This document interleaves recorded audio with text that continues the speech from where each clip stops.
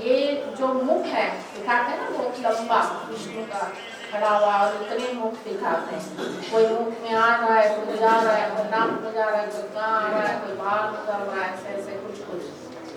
तो कहा ये जो है 84 जन्मों के 84 मुख है। और ये जन्म लेना और शरीर छोड़ना, आ रहा है, जन्म ले रहा है और जा रहा है मुझसे, मतलब शरीर छोड़ रहा है। ऐसे करके बाबा ने उसमें कई सारे राज खोले और इनको सारी बातें क्लियर। तो ओम शांति। ओम शांति। सबने अभ्यास किया? कौन सा? आज बाबा ने खास बोला है तो बाप समान बनना है, ठीक है ना? यही क्या है? रिटर्न करना है बाप को। और ये अभ्यास बार बार करना, ये भी रिटर्न है। आज बाबा ने साफ शब्दों में बोला है। जो हम 5 सुख का अभ्यास करते हैं ना, तो अभी सिस्टम वही चला रहे हैं या बदल दिया पता नहीं। तो मैंने मतलब कई साल पहले की बात है, 5 स्वरूप के अभ्यास का ये बोला हुआ था। रोज अमृत वेला कितना टाइम किया और 5 स्वरूप का अभ्यास कितनी बार किया। अटेंडेंस नोटबुक में यही लिखना है। मैंने उसको चला रही नहीं चला रही मुझे नहीं पता, भी चल रहा था, मतलब कई साल हो गए, याद नहीं मुझे कितने साल से। तो यही बाबा ने उसको क्या बोला है, 5 स्वरूप का अभ्यास जो है यही रिटर्न में देना है बाबा को, और यही बाप समान अवस्था, इस पर बाबा ने बोला, ठीक है ना? तो इसीलिए बीच बीच में करना चाहिए कि 1 घंटे में करो, जैसे आपको टाइम मिलता है वैसे करो, ठीक है ना? तो वैसे तो जैसे आज ये प्रोग्राम रखा हुआ है, तो लक्ष्य मेरा यही था कि कोई बड़े मिल जाए, उनके हाथों से गिफ्ट दिलाए, करे, सम्मान हो। जो भी विशेष आप लोगों को काम दिया था ना, कौन सा काम दिया था? सेवा का, गीता का जो प्रोग्राम में सबसे ज्यादा से ज्यादा जो लेके आएगा, ये प्रोग्राम में काम दिया था। कईयों ने किया भी है और कई कहते हैं कि किया तो था, लेकिन कौन आए कौन नहीं आए पता नहीं चला। कुछ दिखाई देते थे, कुछ नहीं दिखाई देते थे, लेकिन सबके सहयोग से प्रोग्राम बहुत अच्छा हुआ। तो हम समझते थे कि भाई इतना भरेगा नहीं भरेगा, तो सबने लक्ष्य रखा, सबके सहयोग से हुआ। इसीलिए दिखाते हैं ना कि भाई अंगुली दिखाई है, अंगुली एक लगाई, सबने तो पूरा पहाड़ हो गया। तब से सबके सहयोग से ऐसे हर काम होगा तो उसमें क्या होती है? सफलता। 3-4 दिन पहले भी आया था ना, जो आज कला बैग के इशारे चल रहे हैं, उसमें यूनिटी होनी चाहिए। कोई भी काम में एक जुट होंगे ना, तब वो काम होता है। किसी का विचार कहीं हो रहा है, किसी का विचार कहीं हो रहा है, तो वो काम जो है फिर होने में भी देरी लगती है। जैसे तो जब सबकी जो है कि एक संकल्प की शक्ति जो होती है ना, वो सब पहाड़ को भी उठा देती है। तो ये प्रैक्टिकल बाबा ने इस प्रोग्राम से हमें दिखा दिया। तो हम पहले सोचते थे कि तो कई प्रोग्राम हमने किए हैं, तो उसमें इतने लोग नहीं आते थे, नए जो आ जाए ना, वो बहुत बड़ी बात थी। तो इस बार एक ज़्यादातर नए आए हैं, लेकिन अब इसको यहाँ तक नहीं छोड़ना है।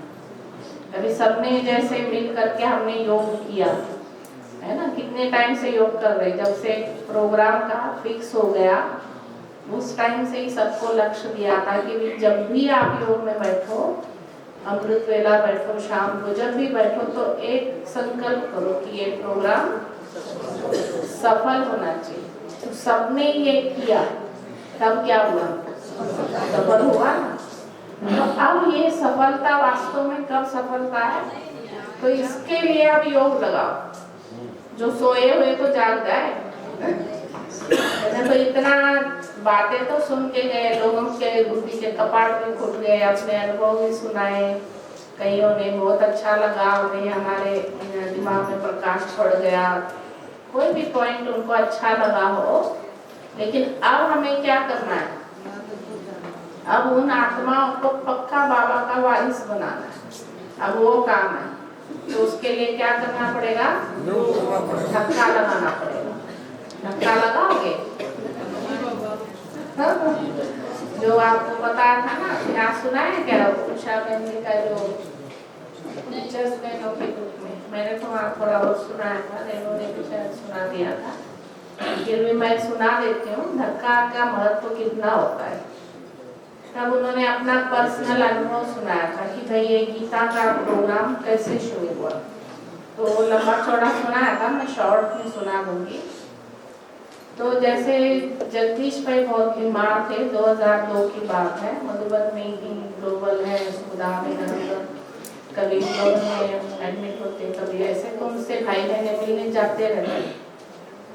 तो वो जो जैसे ये भी गए थे, उषा बहन भी, तो जैसे वो ज़्यादातर सबको बोलते ही थे कि भाई एक मेरी आस रह गई कि मैंने सेवा तो बहुत की, लेकिन एक आस रह गई कि मैं बाबा को प्रत्यक्ष नहीं कर पाए। तो ये उनका अंदर से वो आवाज थी। तो ये बात जैसे उषा बहन भी कह रहे थे कि भाई मुझे दिल पे लग गई, और तब से मुझे लगा कि हमारा भी यही ना हो जाए कि भाई शरीर हमारा छूट रहा है लेकिन हमने बाबा को प्रत्यक्ष न किया, ऐसे ना। तो इसके लिए भाई क्या करें, जैसे गीता के पर बाबा सर्वव्यापी पर बोलता है बात, तो उनको लगा कि भाई गीता से कनेक्टेड ऐसा कुछ हम करें तो ये बात क्लियर दुनिया को हो जाएगी, गीता ज्ञान दाता कौन है, तो अपने आप ही दुनिया जो है समझेगी, भगवान की प्रत्यक्षता होगी। तो ऐसे 2-3 महीने हो गए, जैसे वो सोच रहे थे इसके लिए क्या करें। तो कोई मैंने थी जो एजुकेशन से कनेक्टेड, वो आई एक बार मिलने, कहा कि भाई आप कोई सेवा है, तो इन्होंने कहा कि आप गीता को स्टडी करके उसको पॉइंट्स निकाल सकते हो, मुझे लिख के दे सकते हो। तो इन्होंने कहा ठीक है। तो फिर वो 2-3 महीने उसमें चले गए। फिर उसके बाद में जो है कि इनको कहीं से बुलावा आया, तो कोई महात्मा थे बहुत बड़े, और उनकी बरसी जैसे करते हैं ना पुण्यतिथि, हर साल बहुत बड़ा प्रोग्राम करते थे, उनके चेले जो होते थे। तो उसमें से कोई ज्ञान में एक चली हुई बहन थी या भाई था, उन्होंने कहा कि ये ऐसा बहुत बड़ा प्रोग्राम होता है, हमारे जो लौकिक गुरु जी थे उनका, तो हम चाहते हैं कि आप वहाँ पे आके भाषण करो। तो उन्होंने कहा भाई किस विषय पे? तो उन्होंने कहा हमारे जो गुरु जी थे वो गीता पर बहुत बोलते थे। तो देखो बाबा कैसे लिंक जोड़ता जाता है, बाबा को काम करा सकते हैं ना, बाबा लिंक जोड़ता जाता है। तो फिर इन्होंने कहा कि भाई ठीक है। फिर उसके बाद इन्होंने वो स्टडी शुरू कर दी, अड़गड़ानंद, हाँ उनका, और गोरखपुर की गीता वो बता रहे थे। मैंने 20 से भी ज़्यादा गीता स्टडी की है, जो बाबा की मुरली में भी आता है ना, अलग अलग चिन्मयानंद की गीता है, दयानंद सरस्वती, चाहे वो गीता, पतंग गांधी की गीता, सब में अपने अपने विचार लिखे हुए। तो उसमें ये जो गोरखपुर की गीता और अड़गड़ानंद जी जो है, इनकी जो गीता थी, तो ये ज़्यादा इफेक्टिव है, मतलब ज़्यादा अर्थ से बहुत अच्छी तरीके से उन्होंने लिखा। तो एक स्पेशली उसकी काफ़ी स्टडी की उन्होंने इन सब गीताओं की। फिर उसके बेस पर जो है कि एक जैसे समझाने का टॉपिक जो है उन्होंने तैयार किए। तो 5-6 अध्याय तक तो जो है कि वो अपना आत्मा परमात्मा योग से कनेक्टेड बहुत सारी सरल जो बाबा सुनाता है वही बातें उसमें है। लेकिन बाद में जैसे धीरे धीरे गीता थोड़ी कठिन होती जाती है। जब 11वां अध्याय आया तब विराट रूप का जो साक्षात्कार की बात उसमें थी।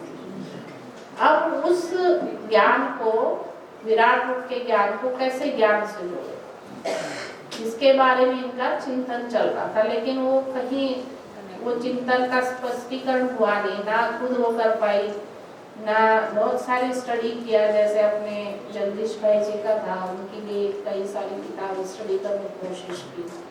बाबा की मूल्यों में भी विराट रूप के बारे में इतना कोई खास ऐसे नहीं था। तो फिर वहां जैसे आगे अटक गए। तो बाय चांस देखो कैसे बाबा जोड़ता है।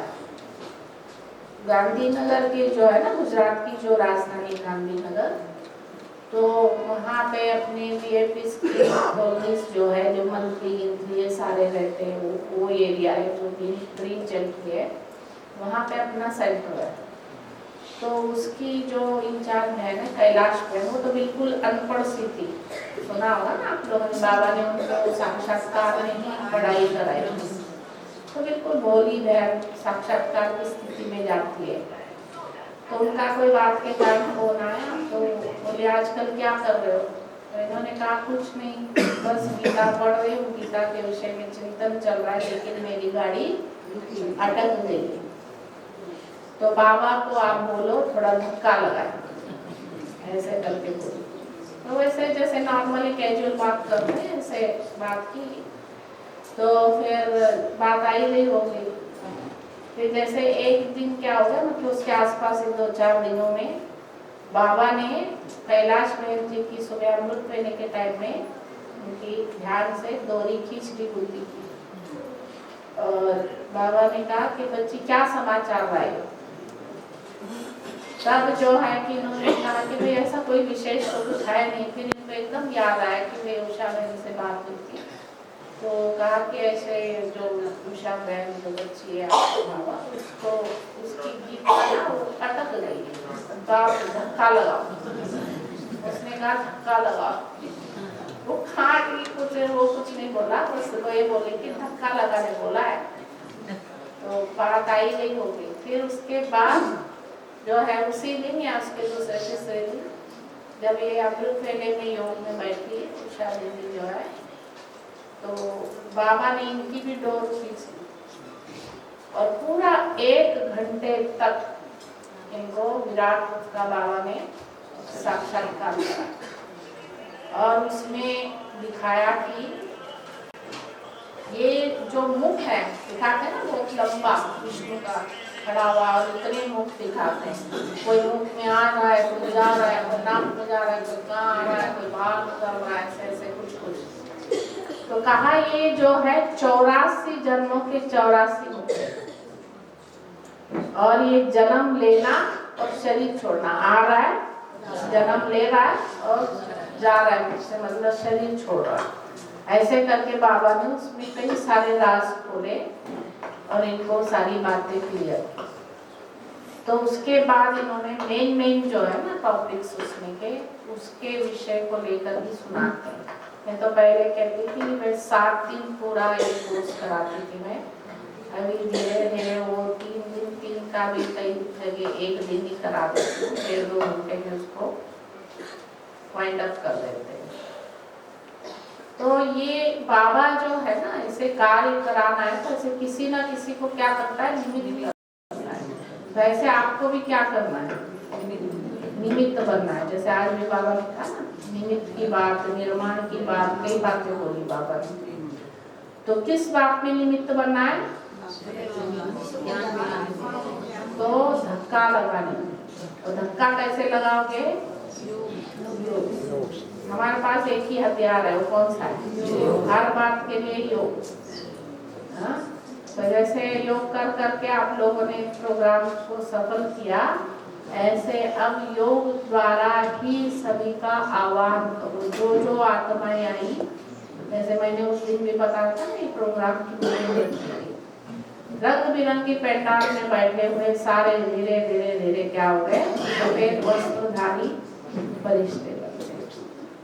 और पंडाल बढ़ रहा है, दूर दूर तक देखते हैं ना, ये राजनीति वालों के जो बड़े बड़े सम्मेलन होते हैं, या तो जैसे धार्मिक संस्थाओं के भी बड़े बड़े दूर तक दिखते नहीं। जैसे हम उसमें बैठते डायमंड हॉल में, तो लास्ट तक का सिर भी ना दिखता।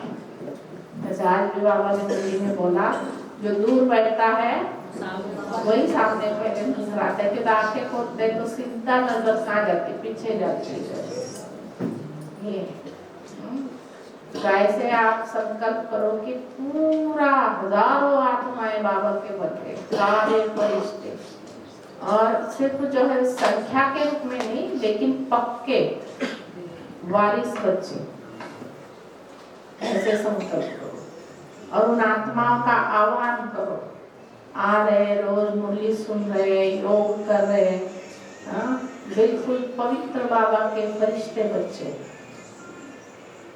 बाबा को ऐसे पहचान लिया जो आंखों की उनकी धारा बहती हुई बंदी नहीं हो रही। सुना है ना आप लोगों ने, कई लोग के अनुभव, जैसे सचिन भाई का भी हम सुनते हैं, वो बोलते बोलते अनुभव सुनाते उसके भाई की कितने बार गला भर गया।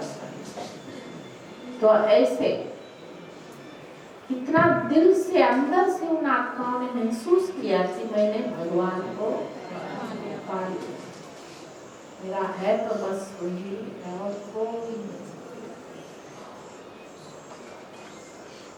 जो आत्मा का अभ्यास बाबा ने कराया ना अभी, बस आत्मा शरीर में निराकारी से, देह क्या मिट्टी है, सब सम्मान सब चीजों से परे, सब जिम्मेवारियों से परे, बस उस आत्मा को एक ही दिखाओ, को एक निराकार और कोई नहीं, उसी एक में सब समावेश।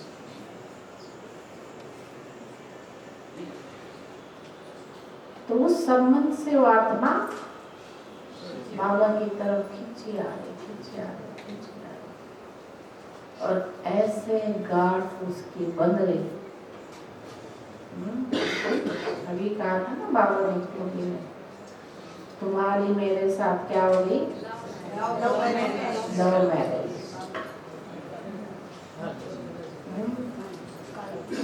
कभी था तो ऐसी लव मैरिज हुई है। तो आजकल की लव मैरिज क्या होती है, आजकल के एक साल बिना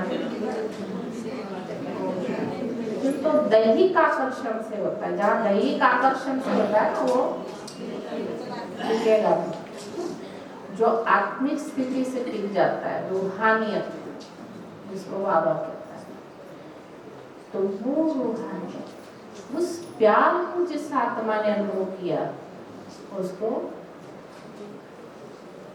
कभी भी देह खींचेगा नहीं, ना खुद का देह ना दूसरे का, ना कोई देह के संबंध, ना कोई वैभव।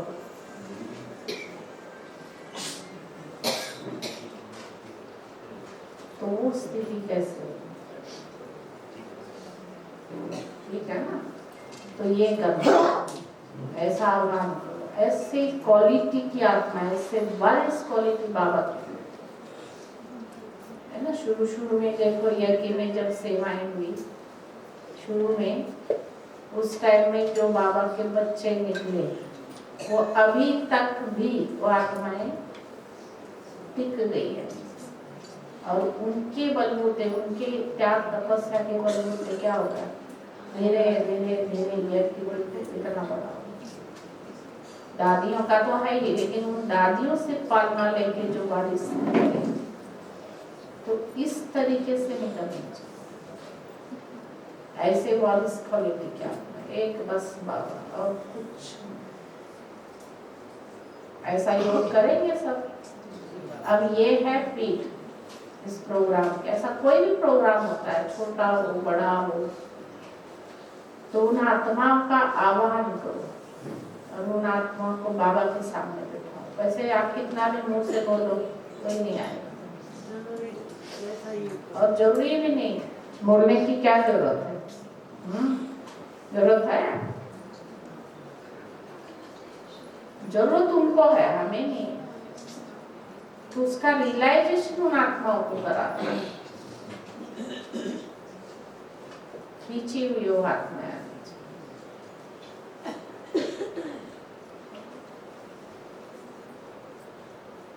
ठीक है, तो ये ध्यान। तो ये प्रोग्राम की सफलता कब है, ठीक है। ऐसे प्रोग्राम की सफलता की आप सबको बहुत